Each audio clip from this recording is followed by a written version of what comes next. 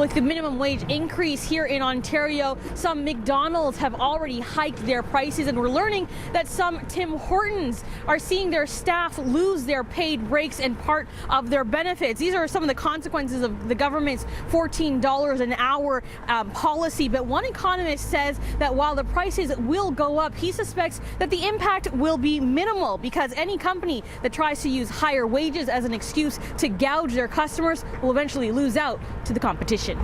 Firms can increase the prices anytime they want to do it. If they don't do it, it's because they know by doing so they are going to lose customers, therefore they're going to reduce their profits. Now, to use this as an excuse, well, it's not an excuse. They have a reason to do it.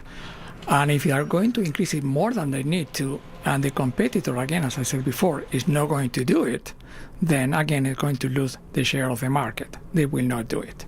They are going to increase it just enough for them to be able to obtain the rate of profit that they expect to get. A significant increase in prices in one particular location, one particular restaurant, let's say, then what I will do is to take my business elsewhere. This UofT Economics professor says he believes companies will actually see an increase in profits thanks to the minimum wage boost, since the new policy will give a huge part of the population more buying power, creating more demand. The economy is going to benefit from this. That is, the same restaurants that have to pay now higher wages are going to see an increase in the demand for their product.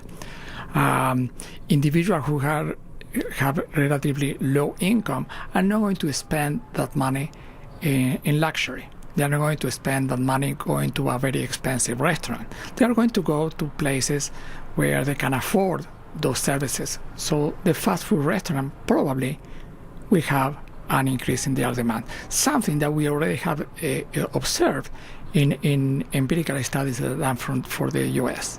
So you're saying this argument that this is going to make businesses lose money, it's actually the opposite? That's fear mongering.